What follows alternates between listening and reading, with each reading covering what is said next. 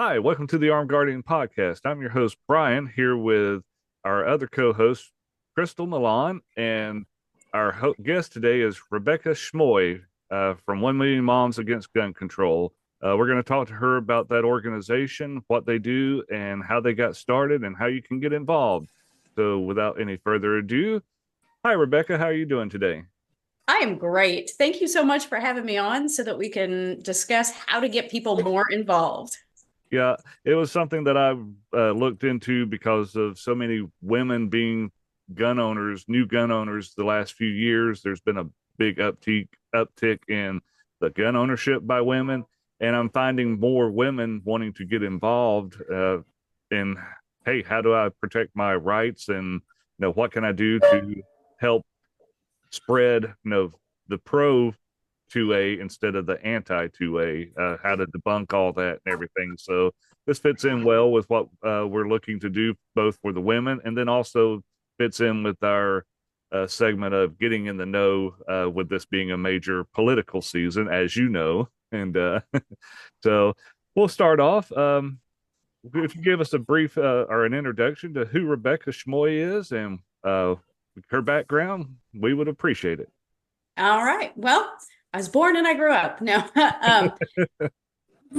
where it all started for me was Sandy Hook happened, and I was just a mom. I was a mom that had kids about the same age as the kids that were involved in Sandy Hook.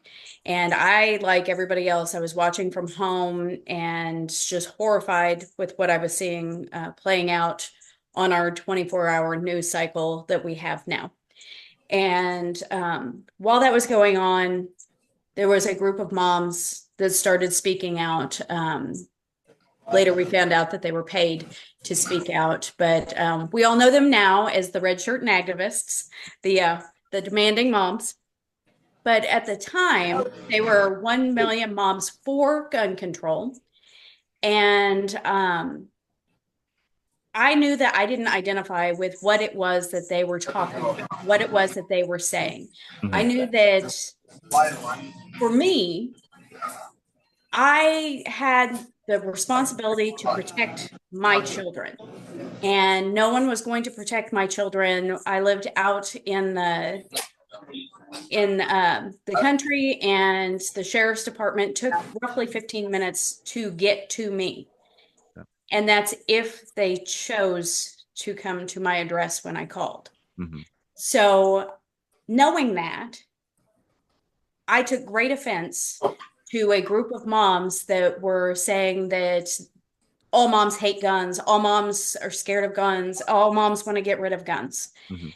And so I started looking around for other moms like myself who understood that it was my responsibility to be the first responder, not only for myself, but also for my children. Right. In doing that, I found a group that was called 1 Million Moms Against Gun Control. Mhm. And that was started by a woman named Heather Marchese. And I got active and involved and started asking questions and how could I help? And pretty soon they put me in charge of their Kansas outreach page. And then after a little while of writing articles and doing some information digging, then I was able to um, go ahead and be invited to sit on their national discussions and be able to post on the national page. And that's when I really started becoming involved with all of the other tech and the other women that were feeling the same way I was.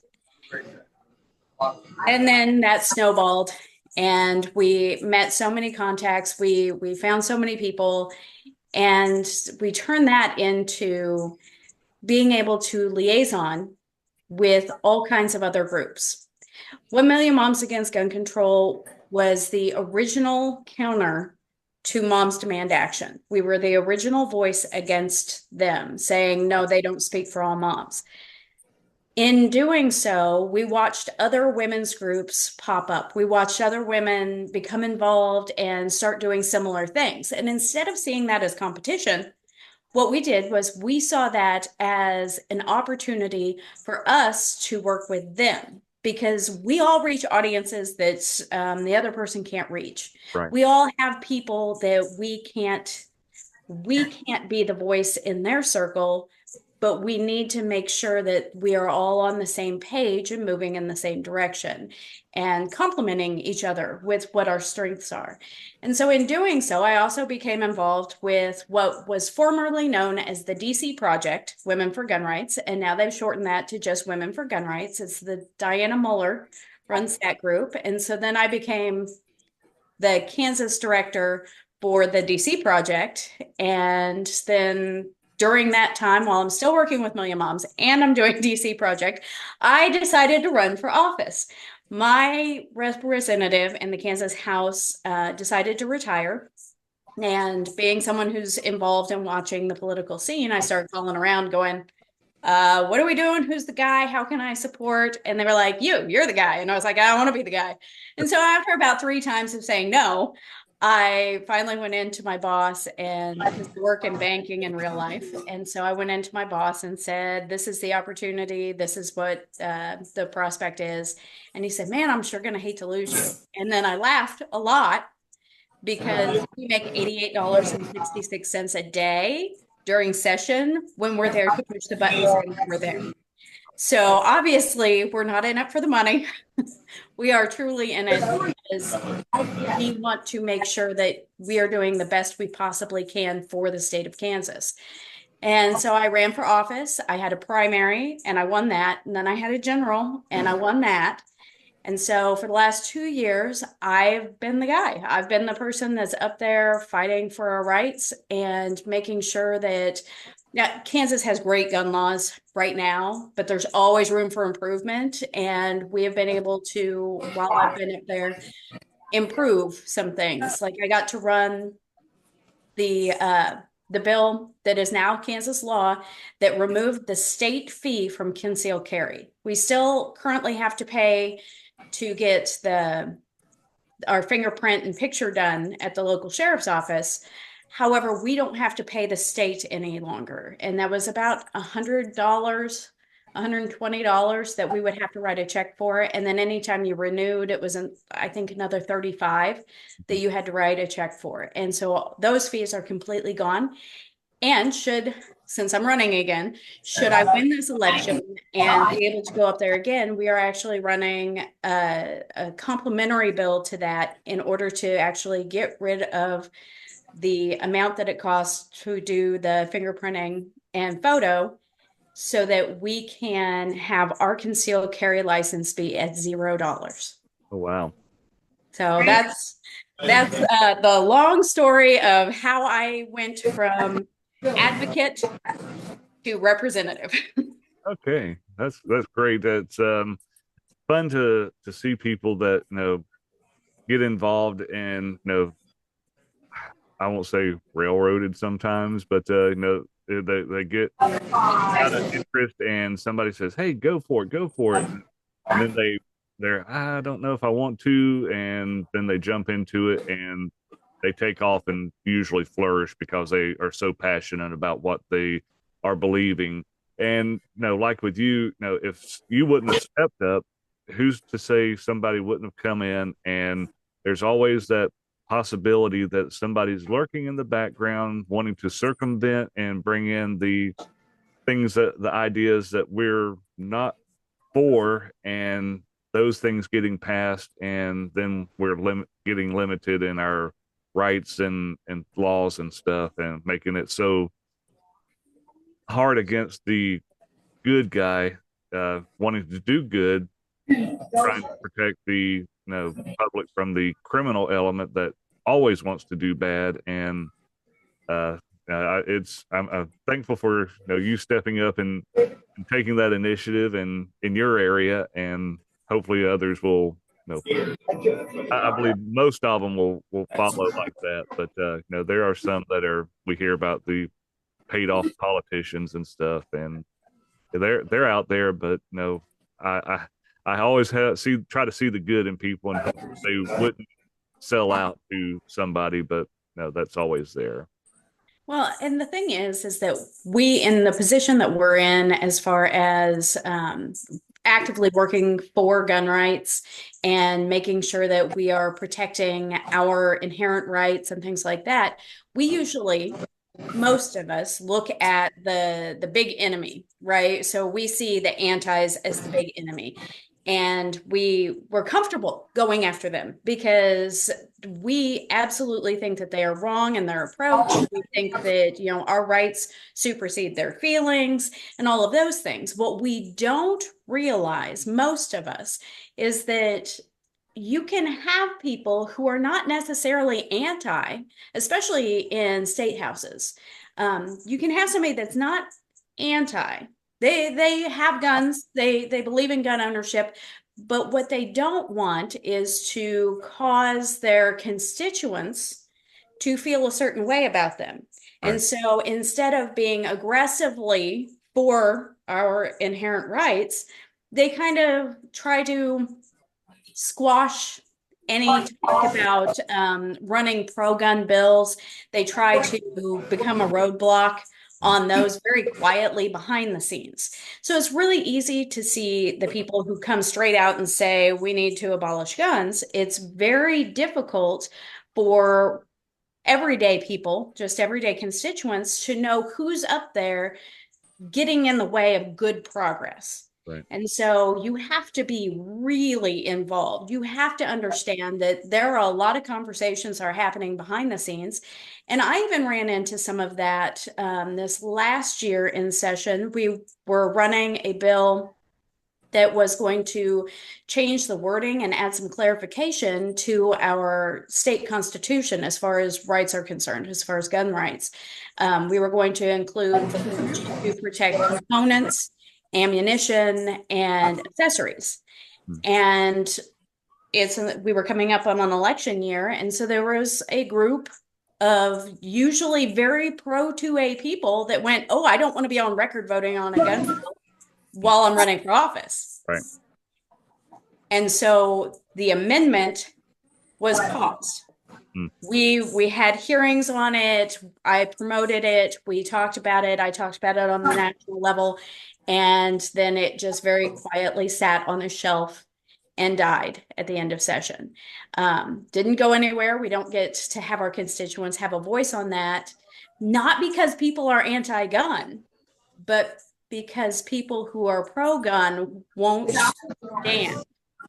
So it's a different kind of thing that we're up against, and we need to make sure that all of us are involved, not only in combating what is being said that is absolutely wrong, but also calling out the people that are not actively asserting themselves, saying, no, these are our rights, and it's always the right time to do the right thing.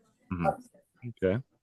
All right. Well, jumping into our topic, what is 1 million moms against guns? 1 million Moms Against Gun Control has gone through all kinds of different variations and changes throughout the years. So the organization actually started in December of 2012 because that's when Sandy Hook happened. And so when Heather Marchese, the founder, very first started the Facebook page, it was kind of a knee-jerk reaction on a whim, and she was just so very upset with other moms trying to usurp her voice. Mhm. And so she just started this page up and it started to boom. And so in doing so, we eventually had an outreach basically and a page in every single state. Like I was in charge of the Kansas Moms Against Gun Control, and we had every single state covered, including Rhode Island and Hawaii, which is really hard to find somebody there. Um, and then as it progressed, because it's a volunteer organization, none of us got paid. It was just because we believe so strongly. Then people have lives. We're a big group of moms. Our moms have activities. They have kids that are in things. They have things to do. We have to plan dinners every day and things like that. And so our volunteers were kind of hit and miss, and it became more like herding cats, and you don't want to do a whole lot of things partially well you want to do one thing really, really well. And so we had to refocus and reorganize and make sure that we were doing the best to utilize what we had been given, which was this audience of people. Even though it's called 1 Million Moms Against Gun Control, usually our best participants are men. It's a gun world. And so we have all of these very supportive men. Now at the beginning, men were very not used to having women in this particular conversation, and they thought that we were a page of gun bunnies, and they would get very upset when it was just us moms, and we were Mhm. fully clothed and we didn't pose with the guns and things like that. Um, so that was a hurdle that we were not expecting, but we rode that out, and we were able to have a voice in the conversation. And in having that voice in the conversation, we began to network, and we have met so many people through the last 12 years. Well, yeah, about 12 years that we've been able to not only meet these people, but take classes with them or follow them through the process of them growing their own organizations. We've been able to meet politicians, whether they are at the state level, they are at the federal level, and we have been able to make sure that we can very quickly contact someone in any state and have all kinds of resources available. So after all of these years and all of this flux of what is Million Moms, what do we want our outreach, several years ago now, Mary Callison in Illinois, she and I are the primary point people for Million Moms now. But what we are now is a liaison. So we have people that still contact us every day that they either want information on training in their area, they want information on how to help their kids learn gun safety, they want information on what their laws are or how to change them, who their contact would be at the state house, who they need to contact at the federal level, different organizations, lawyers if they need lawyers, things like that. The people have all kinds of questions that they want to know. This is where I am. This is what I need. Who do I contact? Well, over a decade, we've built this giant network, so we are able to confidently get people those contact informations very quickly of people that we not only have just heard of, but have vetted. We have established relationships with these people or these organizations.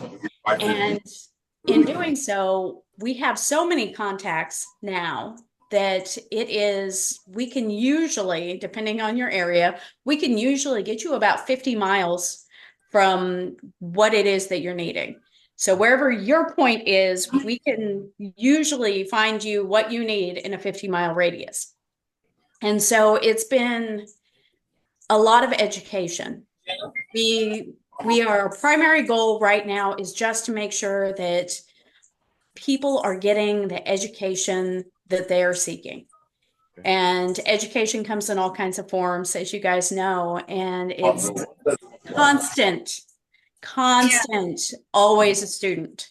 Yeah. Whether it's you're learning your laws, whether it's you're learning how to navigate the system that we're currently under, whether it is I just want to know what's going on with the ATF ruling, whether it is I want active armed response training, whether it's school training, all kinds of different things. And so what Million Moms Against Gun Control is doing now is we are focusing on making sure that everyone who contacts us has the availability to get the education that they are requesting.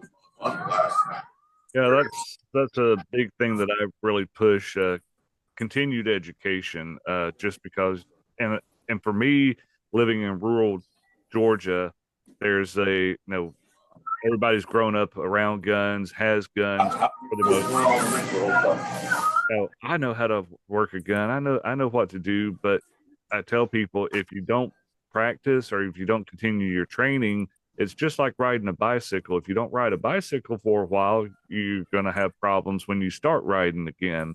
Um, and with the women getting in, I saw the women being looked at differently by the guys, and I can gladly say that a lot more, especially in the men dominated gun area of Georgia, a lot of women are being respected now for being a gun owner, one taking training, and as well as they are doing because a lot of women are moving into competition shooting now as well. And I applaud that there's the women that are doing that and standing up and taking the their training, their protection, and advocating. So I think the 1 Million Moms is another one of the organizations that I really love because that circle that they are focusing on the training, the advocating, and just being proactive. So I really like that.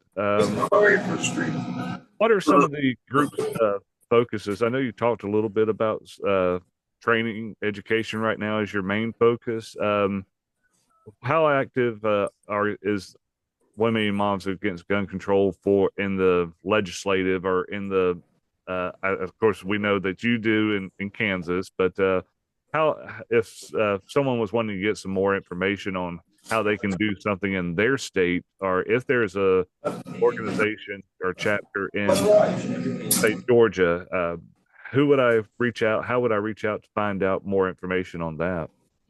Okay, so when someone contacts us through, generally speaking, through the Facebook or the Instagram page, when someone contacts 1 Million Moms Against Gun Control and they say, I live in Georgia, I want to know what my state laws are, I don't like this state law, how do I change this? Who's a good person for me to contact? Then we will go into our database that we have and we will pull that information. And it's usually really, really up to date. Well, every election cycle, we try to go in and make sure that we've got the correct people Hmm. because there is quite a bit of shuffle that happens during elections, especially big elections like the one coming up in November. But what we are doing is we are making sure that we go in and get the right person in that area and saying, okay, this is your point person, this is who you contact. This is the state organization that is working on gun rights in your area. If you have a few of them working on gun rights, then we'll try to get you that.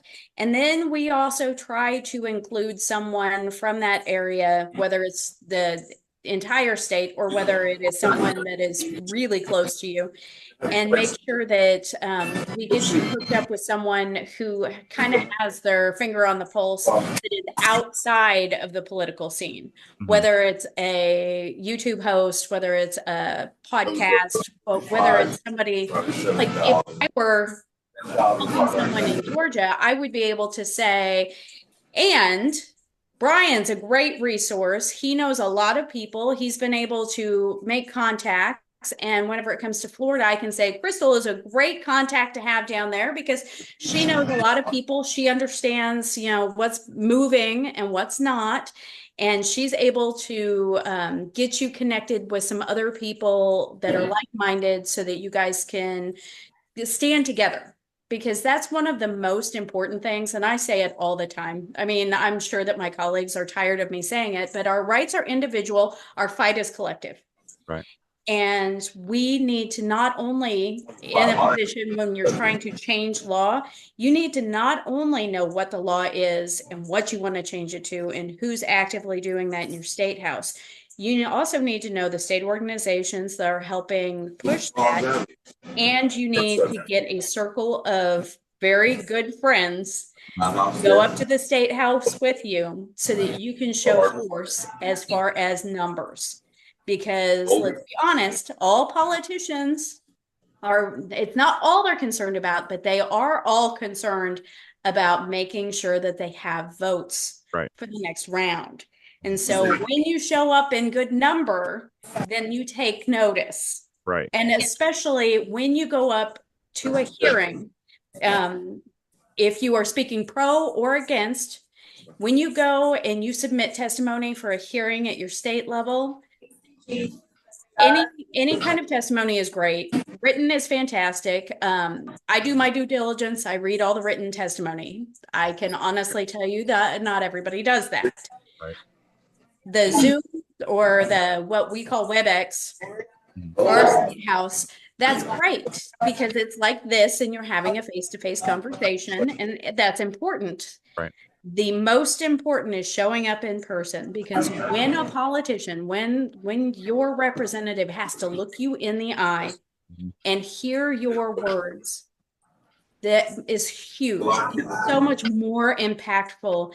And when you have one person saying, these are my rights, and I expect you to be protecting my rights, that's your job. That's great. When you have 10 all saying it, one after another, it is so much more powerful. And so it's not just important to know who your representatives are, they need to know who you are. Right. Yeah. I tell people also on this focus, that getting into advocating for your is a great thing to do. And I understand that not everybody is a people person. Some people communicate better in written form. Some do uh, over Zoom or over the telephone. But if you have that personality and you're able to, meeting face to face is the best thing. Absolutely. It puts it like you said, that they have to look you straight in the eye and uh, so much by that's one of the things I really promote, and I'm glad to see that you're on the same tracking page there. Um, so how can people get involved with 1 Million Moms Against Gun Control? Whether they're wanting information or hey, we don't have a contact or anybody in South Georgia. How do I help out with this movement? Okay, so we have the website is 1mmagc.org. And I have to close my eyes in order to remember because there are so many websites in my head right now, Yeah. between my own and the organization and then DC Project and all the things. Um, so we've got 1mmagc.org. And then on Facebook, it is actually spelled out 1 Million Moms Against Gun Control. Okay. Instagram is 1mmagc. And I think we did not update when it rolled from Twitter to X, because that is just a terrible, awful place. Mary Callison and I are both on X, Yeah. but everybody's so angry all the time. And let's be honest, we just don't have time for that. We're busy working. Right. However, not only can you contact 1 Million Moms Against Gun Control, but if you would contact Mary Callison, she's also on Facebook and Instagram, or if you contact me, Rebecca Schmoe, either one of us will get you involved as well. And so it really is, we don't do it because we need another thing to do. Like, Mhm. this is not a hobby for us. We've been doing this for a decade because our voice matters in this conversation. And it's not our voice personally, it's a group of women and our men, and making sure that we do everything we possibly can in order to get people educated. Because if you are not educated on what your rights are and how to effectively use them, you will lose them. Right. So, really, any of the social medias, or contact us on the webpage. Okay. And no, you're not a to be a part of the group or the movement. You're not a membership based like collecting fees or anything. It's all Nope. self initiated. We want you, but and promote yourself and everything. So I like that also, and Yes. I like the aspect that you're open to everybody, and understanding where it originated from with the moms and all. But I'm hoping that with this podcast we can get other people active and participating and supporting to help drive our awareness to our elected officials that, hey, this is our stance, and this is what we believe, and this is what we feel is right for our community, nation, whatever you're looking to promote there. So, Crystal, if you got anything that you want to ask? I know we didn't get a chance to get any questions generated before the podcast, so I don't know if you had any questions that you wanted to ask or anything with Rebecca. I just think that what you're doing is a great, it's a great opportunity for us as instructors and to help guide people. I get mothers that come to me sometimes, and maybe they've had a past where they had a friend or family member that has tried to get them involved in the firearms and maybe didn't go about the right way. So they're afraid, or maybe they had a bad experience. So I mean, giving these people the opportunity to get training and also to, figure out the whole political part of it is great. We really need this. Okay. All right. So we've got all the contact information. The final question for you, Rebecca. I didn't tell you this before, but it's not a hard one. So That's all right. I'm a politician. I'm used to the hard questions. This has been lovely. so what do you do to relax or de-stress from the daily demands of life? This is something that I picked up from Rob, asking the question at the end of the podcast, and I this is this season's question, and I found it because everybody has something different. We're all individuals, we're all different, and I wanted to expound on that and give people, well, I don't have to say I'm a gun owner, so going to the range is my de-stressor. Right. Not everybody does that. Like I had Beth Alcazar on earlier, and she was talking about whenever I asked this question, she busted out laughing, and she talked about her friend gave her a facial massage. She has some migraines and had Bluetooth and all this, and she said that's funny that that question came up. Whenever I posed it to her. So, what's your de-stressor or relaxation from life's demands? Well, I mean, most evenings, if I'm able to be at home, if it's not during session, I'm able to be at home. Most evenings, it is. I've got. We have a big blended family, and so between the Mister and I, we have 6 kids. Okay. We also have 6 grandkids. And so anytime I can get all of our people, or even some of our people, in the same place at the same time, that is my de-stress. Now I'm incredibly stressed right before they get there because you're trying to get your house in order and you're making sure all the food's done and all that stuff. Right. But once everybody is here, I can just sit and watch and listen. And that is, it not only de-stresses me, but it's my reason why.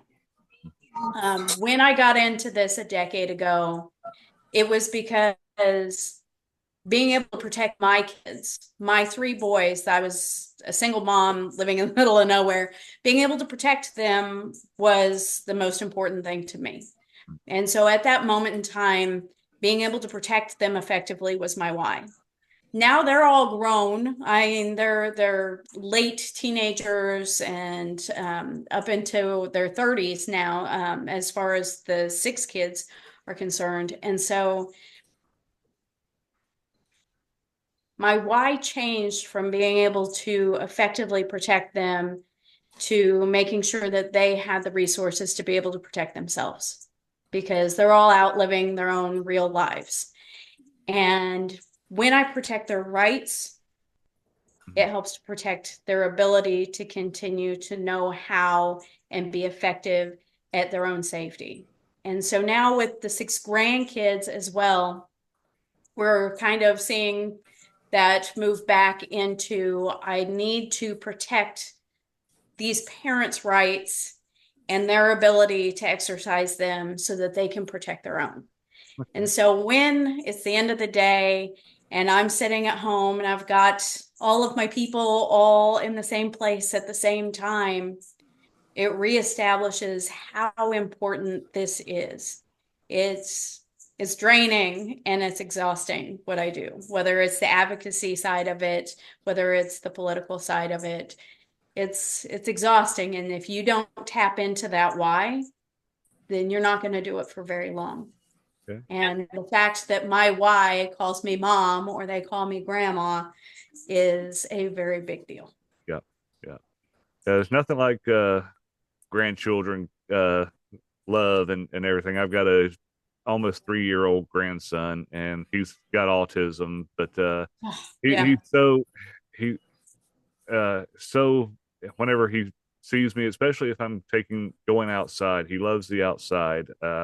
And anytime he sees me going towards the door, even when I'm going to work or something, he'll come up, raise his arms, wanting to be picked up, taken outside, and it's just he doesn't have a care in the world. He just wants to be loved and loves the outdoors. So yeah, that's one of my de-stressors is being around my grandchildren and my kids.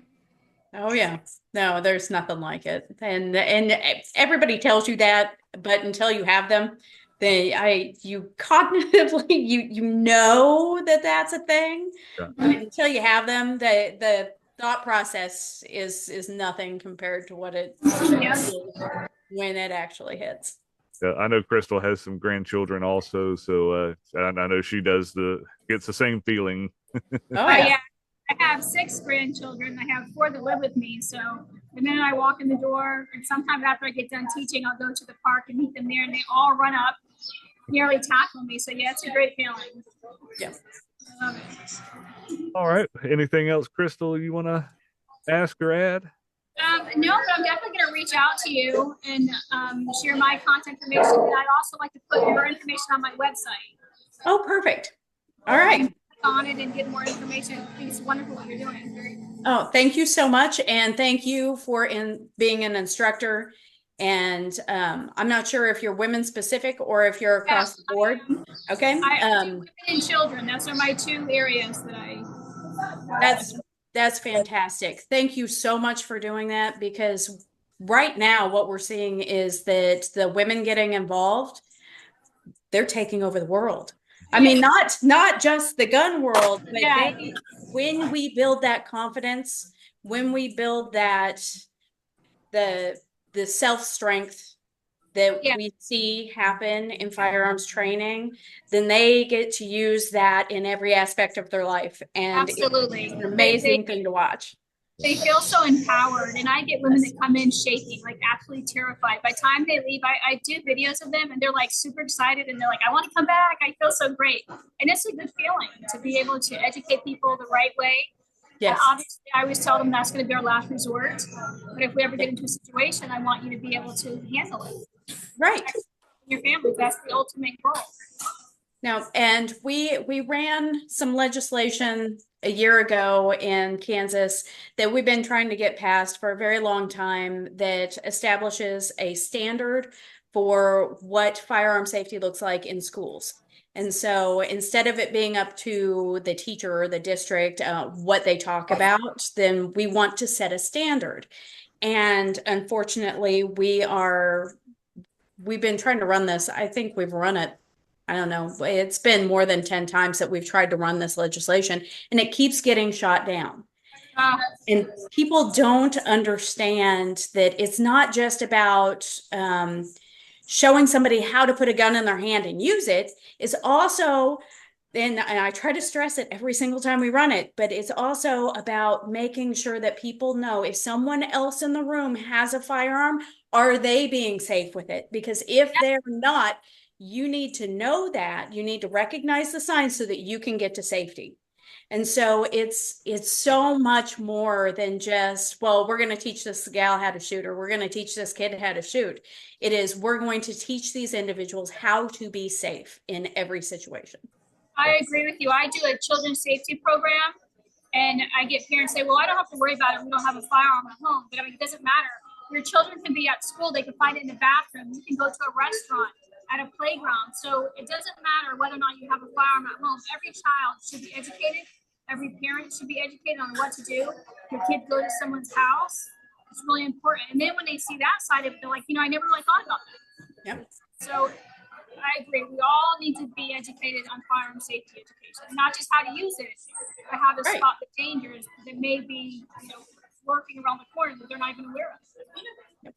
Yeah, have a few friends, and I encounter people occasionally that I'm not a advocate for firearms. No, I don't have any, or maybe I just hunt and that's all I have. I keep it put up and stuff. But I bring that highlight to people that your children go to friends' houses, don't they? Well, yeah.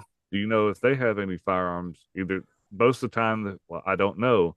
Well, no, if they do have some, do you know that if your kid finds it, because our kids are inquisitive, especially the younger, they're gonna, ooh, look at this and pick it up. And if they don't know how to, either stay away from it or they know the safety rules that, okay, leave that there, or, if I pick it up, or somebody hands it to me, another kid hands it to them. Well, do I pick it up and just put it down, or just different things like that. And like Crystal said, a lot of people, once they see that other side of it, they okay, I can see why it's important. So, yeah. And we need to educate children a little bit further instead of just telling them not to touch it, because I find that a lot of parents say, yeah, don't touch it, and they expect their children to follow what you just said. However, when you get them in a real world situation, they don't necessarily do that. So when I do my training, it's hands-on. We put them through scenarios, we go over and over, and then we actually observe them at a later date in a real life situation where they don't know they're being observed. Right. And that way we can really test whether or not they've comprehended what we've mentioned and showed them. So we got to go beyond just telling them not to touch something. Yeah, and we also not going or going against the media, the gaming world, the games, today's games that teens play, give a false view of guns. Even some of the movies out there. And I've had a few kids in my class, and do they really make this gun? And that they've seen in a video game. That's just an illusion. It's just for that game. Not yet. Nobody's 3D printed that yet. Yeah, I don't even allow my grandkids, when they have the little Nerf guns or water guns, I don't even allow them to point them at each other. I really instill, listen, this is safety, and this might be a fake one, but you don't know the difference between a real one and a fake one. So we're not going to do that. Let's do the same safety rules. So I watch my grandkids with these little toy, the Nerf gun or the water ones. Yeah. And they always follow the rules. I'm like, yes. Yep. Yeah, that trigger discipline at an early age. That's important. Yeah.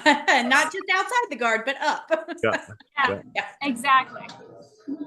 All right. Well, I appreciate your time today, Rebecca. And Crystal, thank you for popping in. I know you've been a busy person here lately. So oh my goodness, yes. But I said I got to make it today. I got all set up, and I apologize for the background at Starbucks. So good coffee. Good coffee. Okay. Well, I appreciate everybody, and thank you for coming. And we'll see you next time. All right, Brian. Thank you.